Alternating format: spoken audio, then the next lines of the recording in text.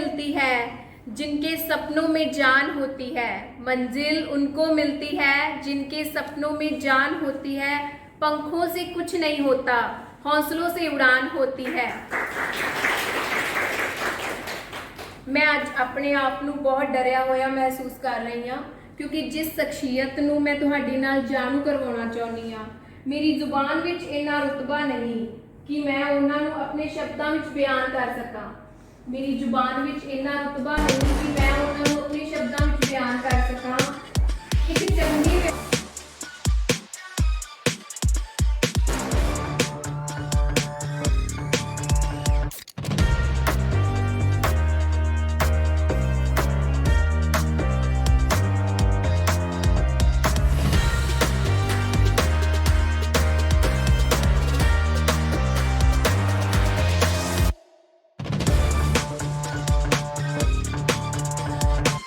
Qualified हैं।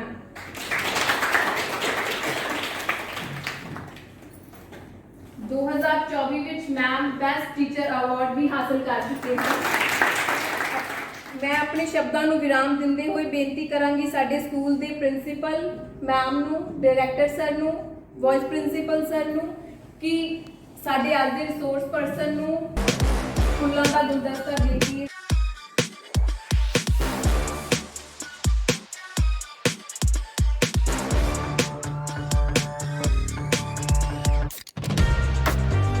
ਤੁਹਾਡੀ ਜ਼ੋਰਦਾਰ ਤਾੜੀਆਂ ਦੇ ਨਾਲ ਮੈਂ ਅੱਜ ਦੀ resource person miss Anchal ma'am ਨੂੰ ਸਟੇਜ ਤੇ ਬੁਲਾਉਣਾ ਚਾਹੁੰਦੀ ਹਾਂ।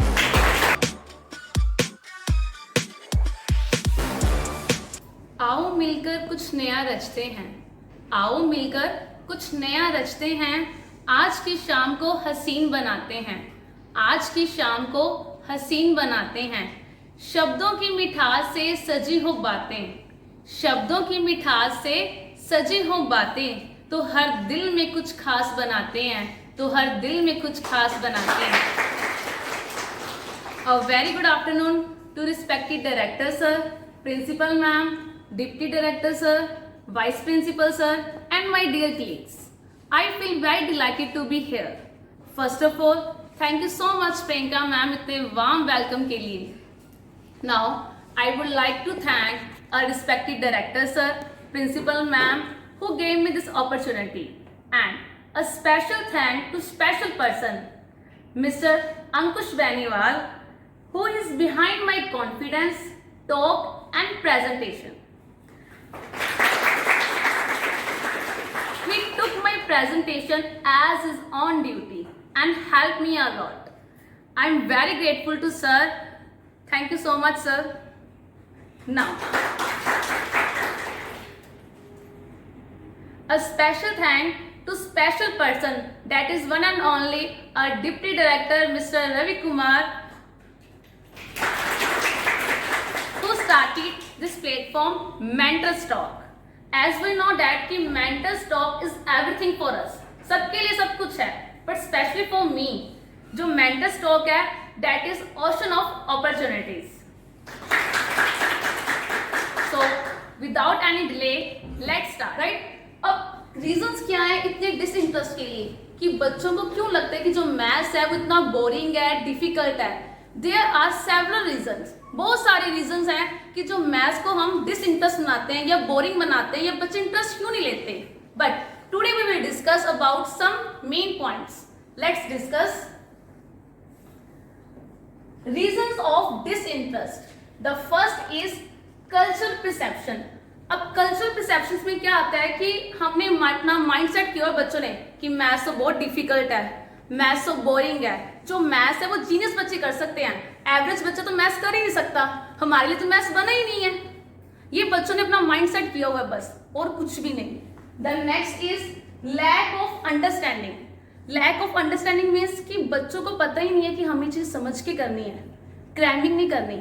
अब जो छोटे बच्चे होते हैं फाउंडेशन स्टेज पे होते हैं वो क्या करते हैं, हमें चीज मैम ने करवा दी, मैम को इम्प्रेस करना है, रट्टा मार दो जी, नंबर आ जाएंगे, मैम इम्प्रेस, मम्मी इम्प्रेस, चीज मिल गई। ऐसा नहीं है, वो क्या करते हैं क्रैमिंग कर लेते हैं, बाद में जब वो फर्दर हायर क्लासेस में जाते हैं तो उन्हें प्रॉब्लम फेस करनी पड़ती है क्योंकि उनके कॉन्सेप्ट ही क्या होते हैं, क्लियर ही नहीं होते। अगर कॉन्सेप्ट क्लियर नहीं होंगे तो आगे जाकर उन्हें प्रॉब्लम आएगी। फर्दर कॉन्सेप्ट नहीं होंगे तो उन्हें क्या लगता है आफ्टर 10th, यार मैथ्स हमसे नहीं होगा, क्विट कर दो, कोई और स्ट्रीम ले लेते हैं। जो उनका ये जो क्विट करने वाला जो सिस्टम है वो पीछे से ही आया होता है, क्योंकि उनके जो बेसिक्स है वही क्लियर नहीं है। The next is fear of failure और anxiety. Fear of failure means अब बच्चों को डर रहता है मैथ्स नहीं करेंगे फेल हो जाएंगे, फेल हो जाएंगे टीचर डांटेगा, टीचर डांटेगा घर पे शिकायत लगाएगा, अगर घर पे शिकायत लगाएगी मम्मी और पापा डांटेंगे, रिश्तेदार जो रिलेटिव हमारे वो अलग सुनाएंगे आपका बच्चा मैथ ही नहीं कर सकता, बस उसे प्लस माइनस करना ही नहीं आता। सोसाइटी हमें एक्सेप्ट कर लेगी? नहीं करेगी। उसे एक डर रहता है कि अगर मेरे मैथ्स में नंबर कम आ गए तो 4 बातें मुझे स्कूल वाले सुनाएंगे, 4 बातें घर पे सुनाएंगे और 4 बातें जो रिश्तेदार आएंगे वो मेरे घर पर आग लगाएंगे, भैया आपका बेटा तो पढ़ता ही नहीं है जी, कुछ नहीं आता आपको। The next is limited real world relevance. अब जो टीचर है, टीचर का काम क्या होता है? हमने एक माइंडसेट किया है टीचर्स ने भी, क्लास में आए, सिलेबस करवाया, टेस्ट लिया, रिपीट पे टेस्ट ले लिया कि बच्चे के नंबर आ जाए जी, बच्चे का कॉन्सेप्ट क्लियर है जी। अब बच्चे को क्या है, अगर मेरे 80 में से 80 आ गए तो मुझे तो मैथ्स आता है, मैं ही टॉपर हूँ, घर पे भी मेरे तो नंबर आ जाएंगे, मैं सारा करके आया हूँ, मुझसे पूछ लो आंसर भी। उन्हें आंसर के पेज, जो आंसर्स भी रटे हुए हैं, पेज नंबर भी रटे हुए हैं। क्यों रटे हुए हैं? क्योंकि उन्होंने क्रैमिंग की हुई है, उन्हें पता कि 2 3 6 है, ये नहीं पता क्यों है। सिमिलरली अगर उन्होंने रियल वर्ल्ड से रिलेट ही नहीं किया कि रियल लाइफ में हमारा यूज क्या है मैथ्स का, हम क्यों कर रहे हैं मैथ्स, अगर कोई कॉन्सेप्ट हमने पढ़ा है मैथ्स में उसका रियल लाइफ में कोई ना कोई तो रिलेट है ना, तभी हम कर रहे हैं। चाहे वो साइंस है, मैथ्स है, एसएसटी है, वो हम तभी पढ़ रहे हैं अगर वो हमें रियल लाइफ से क्या करता है, कनेक्ट करता है, रिलेट करते हैं। The next is teaching style. अब टीचिंग स्टाइल में क्या आता है कि जो टीचर है वो क्या कर रहा है कि उसने पढ़ाया, एक ही मेथड अडॉप्ट किया हुआ है, आया काम करवाया चला गया, होमवर्क दे दिया। बच्चे क्या करेंगे, होमवर्क किया, मम्मी से पूछा नहीं आता, किसी और से पूछा आता है, चल भी मुझे भेज दे मैं भी कर लेता हूँ कि स्कूल में मुझे डांट नहीं पड़ेगी। बस अगर वही चीज हम इनोवेटिव वे से, इंटरेस्टिंग वे से करवाएंगे तो जो बच्चे हैं वो भी इंटरेस्ट लेंगे। अगर बच्चे इंटरेस्ट लेंगे तो उन्हें किसी से मांगने की जरूरत ही नहीं पड़ेगी, ट्यूशन लगने की जरूरत नहीं पड़ेगी, क्योंकि स्कूल में से इतना अच्छा बैकअप मिल रहा है कि उसके कॉन्सेप्ट क्लियर हो रहे हैं। तो ऑब्वियस है जो बच्चा है कहीं और जाने की बजाय अपने आप सोल्व करेगा। जब बच्चा अपने आप सोल्व करेगा तो वो अपना बेस्ट देगा। The last is peer influence. Peer influence means अब जो बच्चे हैं उनके फ्रेंड्स भी होंगे क्लास में, किसी और क्लास में भी होंगे, और वो क्या करते हैं, तुझे मैथ आता है नहीं आता, तुझे आता है नहीं आता, थोड़ा सा आता है, और वो क्या कहेंगे तेरे को थोड़ा आता है, मुझे तो वो भी नहीं आता, चल छोड़ तूने क्या करके करना पड़ के, डीसी लग जाएगा। अब वो जो कर रहा था काम वो उसे थोड़ा सा तो आता था, वो थोड़ा सा भी उसके इन्फ्लुएंस में आ गया, छोड़ मैंने कौन सा पढ़ के डीसी लग जाना है, करना तो खेती का काम ही है, या मैंने क्या कर लेगा काम। अब उसे ये नहीं पता कि अगर मुझे कोई भी फील्ड में जाना है, अगर आगे 4th से लेकर 5th क्लास में जाना है, 10th के बाद कोई स्ट्रीम लेनी है, स्ट्रीम में आगे कुछ बन के दिखाना है, तो मैथ्स एक बेसिक नीड है हमारी। अगर हमें दुनिया में कुछ सर्वाइव करना है तो हमें मैथ्स की जो बेसिक नॉलेज है, जो बेसिक कॉन्सेप्ट है, हमें पता होने चाहिए। जस्ट ये नहीं कि 2 3 हमने क्रैम कर लिया, दैट इज नॉट इनफ। अब ये जो थे रीजन थे किसके, डिसइंटरेस्ट, कि मैथ में इतना डिसइंटरेस्ट क्यों है, इतना बोरिंग क्यों लेते हैं हम। Okay, now we will move further. Now we will discuss about how to boost the interest in maths. अब पहले मैंने बताया कि हाय मैथ्स करना पड़ेगा। अब जब बच्चे इसमें इंटरेस्ट लेंगे, बच्चों को रिलेट करेंगे रियल लाइफ से, तो ऑब्वियस है उन्हें इंटरेस्ट आएगा। अब वो क्यों बोलेंगे मुझे स्पोर्ट्स फील्ड में जाना है, क्यों बोलेंगे मैम आप मेरी एडजस्टमेंट ले लेते हो, सिलेबस करवाते रहते हो, सारा दिन टेस्ट लेते रहते हो, एक आप ही तो और एक साइंस टीचर है जो मेरी एडजस्टमेंट लेता रहता है स्पोर्ट्स पीरियड की, और तो कोई लेता ही नहीं है। क्यों? क्योंकि उन्हें पता है कि मैम ने सिलेबस ही करवाना और कुछ नहीं करवाना। अगर वही हम इंटरेस्ट बनाएंगे बच्चों में तो उन्हें लगेगा कोई बात नहीं मैम, चाहे तुम आप 4 पीरियड ले लो पर हमें मैथ्स करवा दो, अच्छी अच्छी चीजें बता दो जो हमें नहीं पता, जो हमारे रियल वर्ल्ड से रिलेट करती है। Today we will discuss about some ways to boost in interest in subject mathematics. Okay, the first is make maths relatable to real life. अब देखो हमने चैप्टर करवाया, ठीक है। अब चैप्टर में कुछ नई नई चीजें आती हैं, चाहे वो साइंस का हो, मैथ्स हो, कोई भी सब्जेक्ट ले लो, उसमें नई नई चीजें आती हैं, नए नए कॉन्सेप्ट आते हैं। अगर हम वही कॉन्सेप्ट को अपनी रियल लाइफ से रिलेट करें, अगर एक चैप्टर में 4 कॉन्सेप्ट आ रहे हैं तो चारों के चारों कॉन्सेप्ट का रियल लाइफ से क्या बेनिफिट है, क्या रिलेटेबल है, इससे रियल लाइफ में यूज हो भी रहा है या नहीं भी हो रहा। अगर हम उससे रिलेट करके समझाएंगे तो बच्चे क्या करेंगे, इंटरेस्ट लेंगे। अगर बच्चे इंटरेस्ट लेंगे तो वो अपने आप जो क्वेश्चंस हैं वो ट्राई करेंगे, कोशिश करेंगे। वो एक बुक तक सीमित नहीं रहेंगे कि मैम ने 4 क्वेश्चन करवाए हैं, पेपर में ये 4 क्वेश्चन नहीं आएंगे, 5वां नहीं आएगा, बुक से तो बाहर कुछ आएगा ही नहीं आएगा, मैम स्टेटमेंट चेंज करेंगे नहीं करेंगे। अगर बच्चे को हम रियल लाइफ से रिलेट करके समझाएंगे तो जो कॉन्सेप्ट क्लियर हो गया, तो हम चाहे वो क्वेश्चन बुक से आए, बाहर से आए, doesn't matter.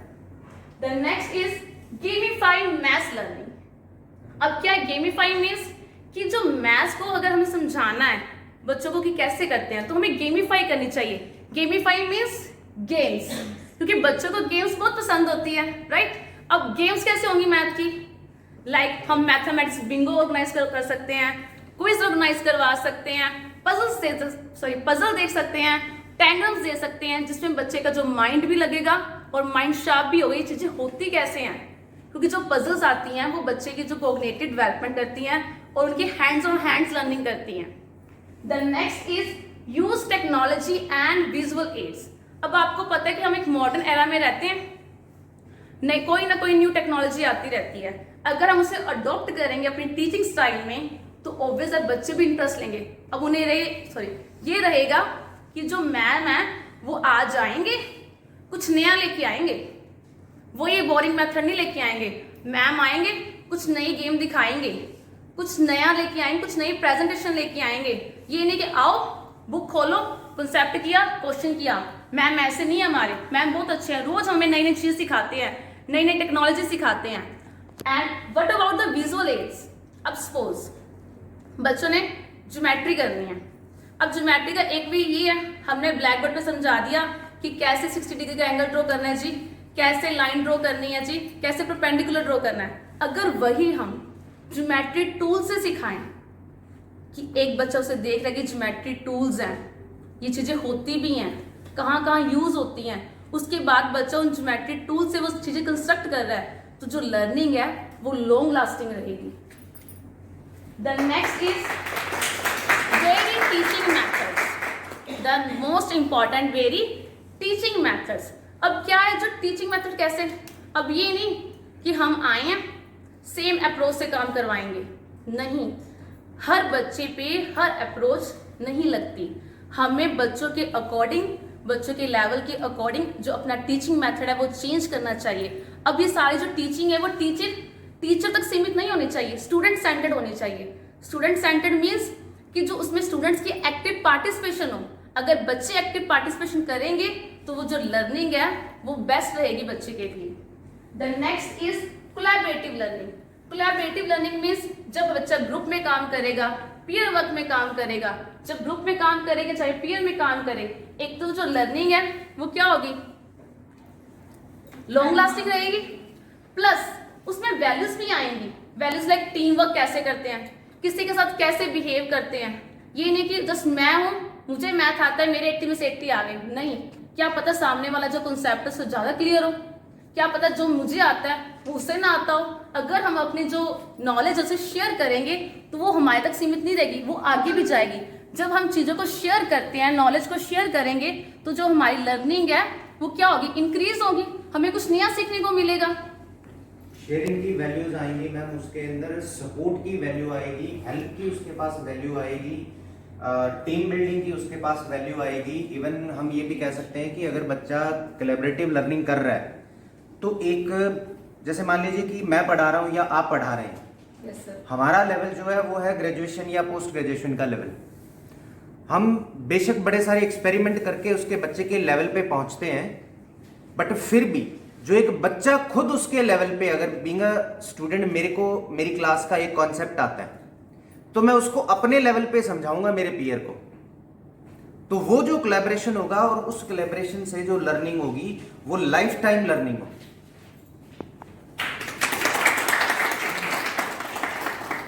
Yes, sir. And and the next is hands on learning.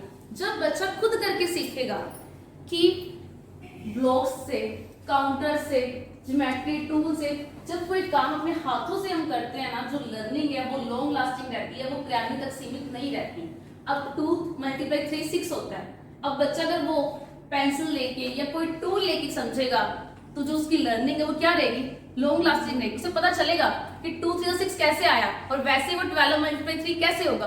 उसे objectives of this presentation that is to know about the interesting tricks of mathematics, कि हम मैथमेटिक्स को जो इंटरेस्टिंग ट्रिक से कैसे कर सकते हैं, कि हम जो लॉन्ग मेथड अडॉप्ट करते आ रहे हैं उससे थोड़ा हटके, कि हम चीजों को जो टाइम है वो कैसे सेव करेंगे, कि हमें स्मार्ट वर्क करना है या हार्ड वर्क करना है.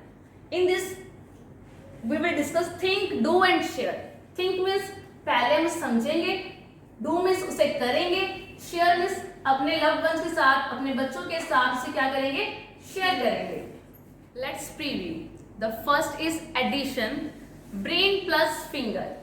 Next is multiplication and the third one is Japanese multiply method and the fourth one is square and the next is square root of 2-digit number, 3-digit number or 4-digit number.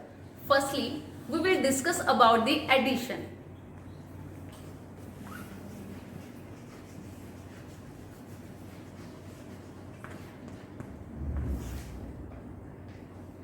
Brain plus fingers, कि हमें अपने brain का भी use करना है और fingers का भी यूज करना है. वो कैसे? Let's the first is 25 plus 3. The bigger number is 25.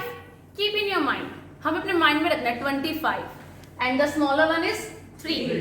1 2 3 अपने माइंड में 25 26 27 28. The answer is 28. Yes. Next, 11 plus 5. The bigger number is 11. Keep in your mind. हमें अपने माइंड में रखना है. And what we have to add? 5. 1 2 3 4 5. Now add in your mind. 12 13 14 15 16. And the answer is 16. Yes. The third one is 99 plus 7.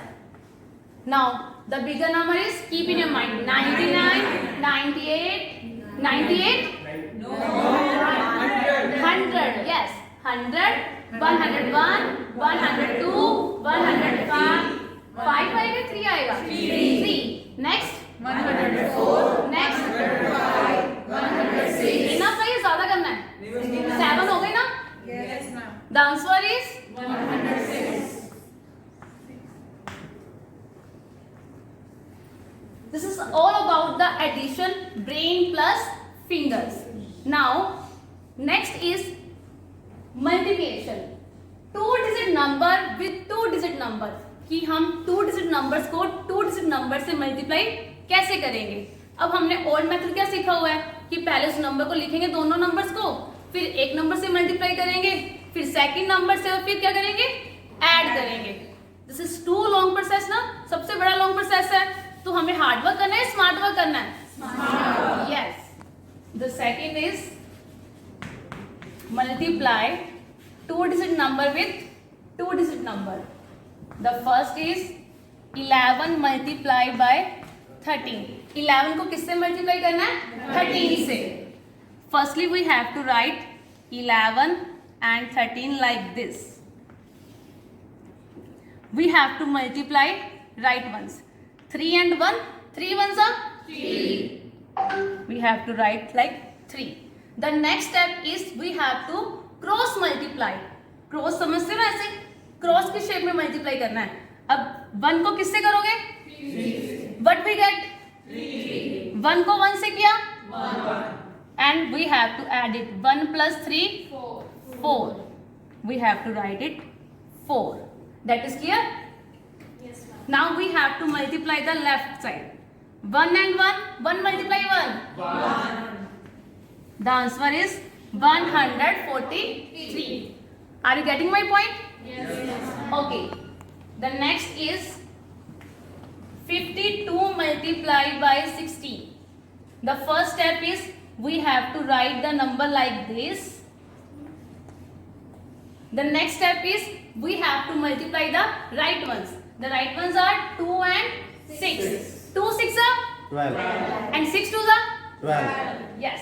And we have to write only ones place. Ones place पे क्या है 2. 1 कहाँ जाएगा carry forward. Carry forward means वो आगे shift हो जाएगा. And what is the next step? Cross multiply. 5 को किससे करोगे? 6. 2 को किससे करोगे? 1. 5 6 are 30. 2 1 are 2. और कैरी कितनी थी हमारी? One. 1. Add it 30 plus 2. 32. 32 plus 1. 33. Yes, that is 33. And we have to write only Ones ones place. That is 3. Clear? कितना रह गया? 3. वो कहाँ जाएगा आगे? Carry forward. अब यहाँ पे 1 की जगह हम कितनी कैरी लिख लेंगे? 3. 5 ones are 5. 5 plus 3. 8. Your answer is 832. That is clear? Yes. Next part, 23 multiplied by 25. हरी अब टीचर्स अपनी डायरीज पे से सॉल्व करो और प्रियंका मैम बोर्ड पर सॉल्व करेंगे. Please Priyanka ma'am.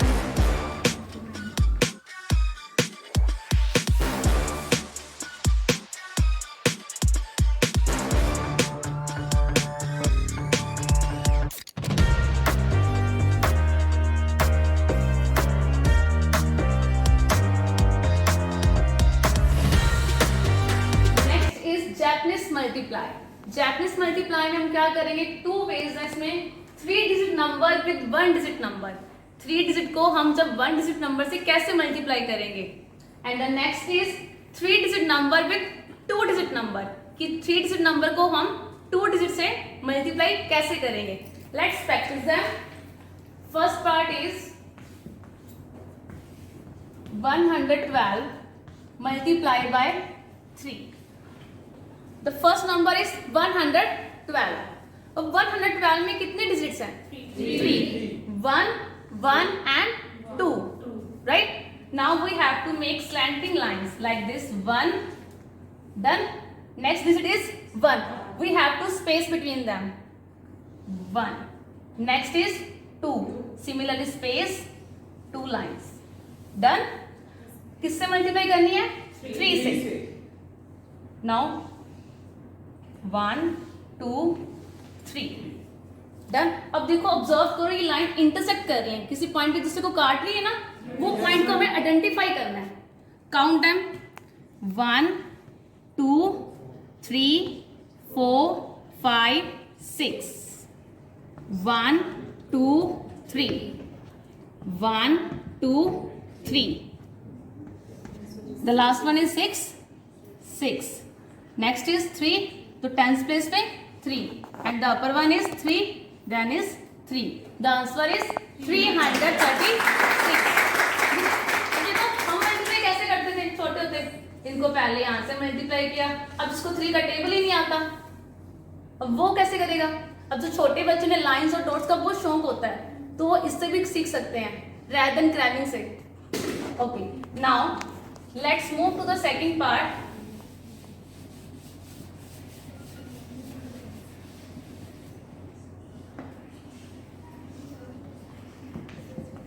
Second part is 142 multiplied by 21. अब 142 को किससे मल्टीप्लाई करना है? 21 से. अब 142 में कितनी डिजिट्स हैं? 3 1 4 2.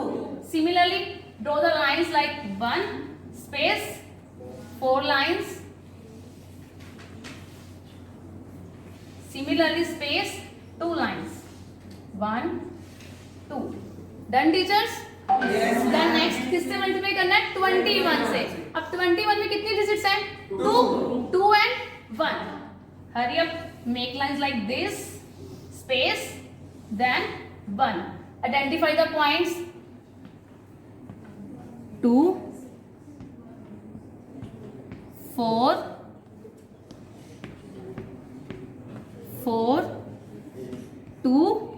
Plus 2 4, 4 plus 2 6, 6 plus 2 8। यहाँ पर कितना आ गया 1, यहाँ कितना आ गया 2।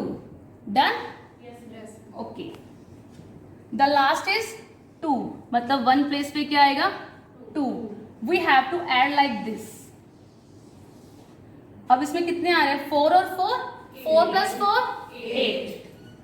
द 10th प्लेस पे क्या आ गया 8। Next is add like this. इसमें कौन कौन से नंबर आ रहे हैं 1 एंड 8। 1 प्लस 8 9। तो 100 प्लेस पे क्या आ गया 9। अब जो रह गया दैट इज 2 और answer is 2982। Okay, hurry up, we will solve third sum. कौन करेगा third sum? Yes Gurpreet sir.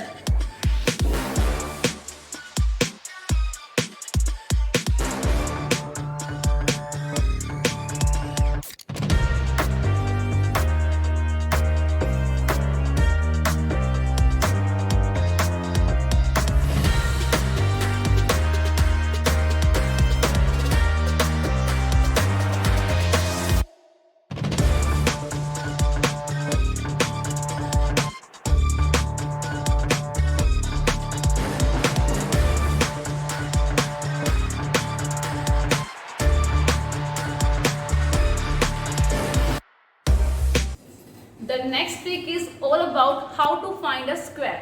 अब square को कैसे find करते हैं? We have to find the square of 52. हमें 52 की square find करनी है। अब एक तो ट्रेडिशनल मेथड ये है कि 52 को 52 से हम मल्टीप्लाई करें, बट ये बहुत क्या है लॉन्ग प्रोसेस है। हमें हार्डवर्क नहीं स्मार्ट वर्क की तरफ जाना है, हमें टाइम भी तो सेव करना ना अपना। अब देखो 52 में कितने नंबर्स हैं, कितने डिजिट्स हैं 2, 5 and 2। The first is 5, square of 5 is 25, square of 2 is 4। अब 4 क्या है सिंगल डिजिट है, अब इसे 2 डिजिट नंबर बनाना है तो 0 को आगे लगेंगे पीछे आगे। क्या बन जाएगा 0 4। That is clear. The next step is we have to multiply 5 multiply by 2, that is 10। अब 10 को किससे मल्टीप्लाई करोगे 2 से, 10 2 सा 20 एंड लास्ट को स्किप करके we have to write 20। Then we have to add it. यहाँ पर 4, 0 plus 0 0, 5 plus 2 7, 2 as it is. Your answer is 2704। Multiply हमने मल्टीप्लाई नहीं की बट हमने इसका क्या निकाल लिया आंसर निकाल लिया। Next, we have to find the square of 23. Yes, teachers, please solve it in your diaries. कौन कर रहा है teacher?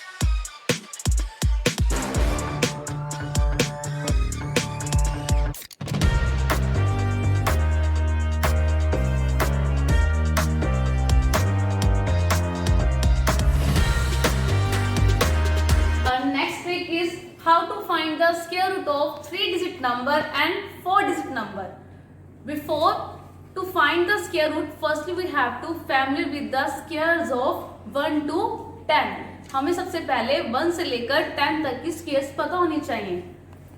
1 की स्क्वायर 1, 2 की स्क्वायर 4, 3 की स्क्वायर 9, 4 की स्क्वायर 16, 5 की स्क्वायर 25, 6 की 36, वेरी गुड, 7 की स्क्वायर 49, 8 की 64, 9 की 81, 10 की 100। यस। नाउ आपने स्क्वायर्स में कुछ ऑब्जर्व किया कि जो इसका वंस प्लेस है यहाँ पर 1 की स्क्वायर क्या है 1 किसी और के पीछे आ रहा है 9 की स्क्वायर के पीछे आ रहा है, विच मीन्स कि 1 किस किस के स्क्वायर्स है पीछे आता है 1 प्लेस पे 1 एंड 9। अब 4 2 and 8, 9 3 and 7, 5 4 and 5, 5 only 5, 6 4 and 6, That is clear to you? Yes. Now, the first number is we have to find the square root of 729. But we have to find square root of 729. Ones place में देखो क्या है 9. अब 9 किस किसके पीछे आता है 1 and 9. 1 and 9. 3 and 7. 3 and 7. Cut the 2 digits. जो वंस प्लेस वाले उसके पहले वाले से कट कर दिया, right? The next step is we have to identify the remaining one. क्या रह गया 7. अब देखो 7 किसके स्क्वायर के बीच में आता है 1 की स्क्वायर 1, 2 की स्क्वायर 4. 1 और 4 के बीच में 7 आता है No. 4 और 9 के बीच में 7 आता है we have to write it 4 and 9. अब नंबर हमारा क्या था 7 से छोटे वाला देखना हमें, दैट इज 4. अब 4 किसकी थी 2 की square. Our first digit is 2. That is clear. Now what about the second. अब नंबर हमारा क्या है 2, राइट? 2 से जस्ट बड़ा नंबर क्या होता है 3. हम इन दोनों को क्या करना है मल्टीप्लाई. 2 3 6. हमने यहाँ पे 6 लिख लिया. अब जो नंबर हमारा क्या था 7, हमने उसे भी लिख लिया. अब 6 और 7 में बड़ा कौन है 7, राइट? अब जो 7 है पीछे यहाँ पे क्या है 7, तो यहाँ पे इसके क्या आ गया 7. Our answer is 27. That is clear to you? That is, we have to find the square root of 361. Kirat, please come forward and solve this sum.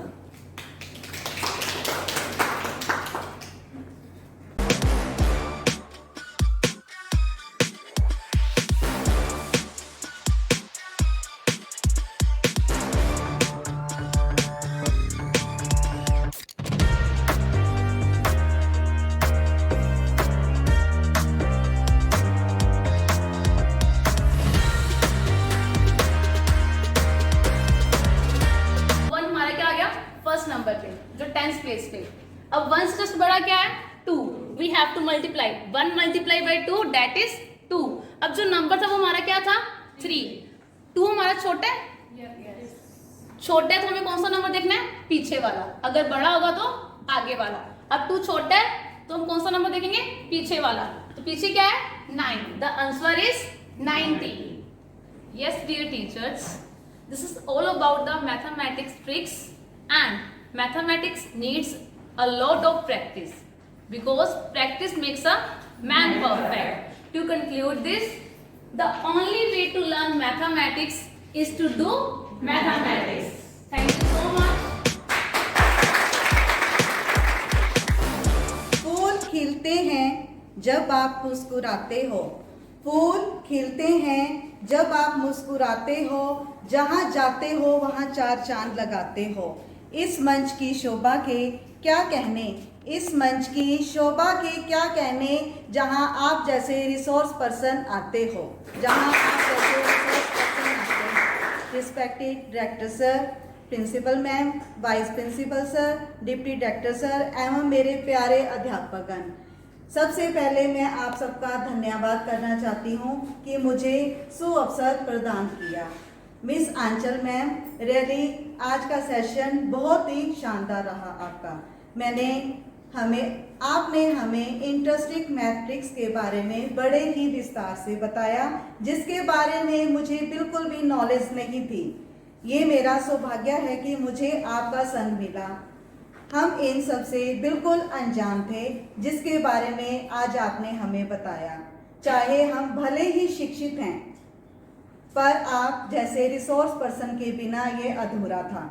जो आपने हमें बताया और अपने विचार हम सबके साथ साझे किए, मैम उसके लिए मैं आपका धन्यवाद करती हूँ. You are talented teacher in our school. इसके साथ मैं आज हमारे रवि सर का धन्यवाद करना चाहती हूँ जिन्होंने मेंटल स्ट्रोक पर मुझे बोलने का मौका दिया जिसके बारे में मैं कभी कल्पना भी नहीं कर सकती थी और ये सबके बिना अधूरा था. सर, मैं आपके बारे में कुछ कहना चाहती हूँ। आपकी नेकियों का कहाँ मैं बखान करूँ, आपकी नेकियों का कहाँ मैं बखान करूँ, वो शब्द नहीं जो आपकी गरिमा बयान करें। आप अपने आप में शहंशाह हो रवि सर, आप अपने आप में शहंशाह हो रवि सर, वो शख्सियत हैं आप जिन्हें हम सलाम करें। रात की धड़कन जब तक जारी रहती है, रात की धड़कन जब तक जारी रहती है,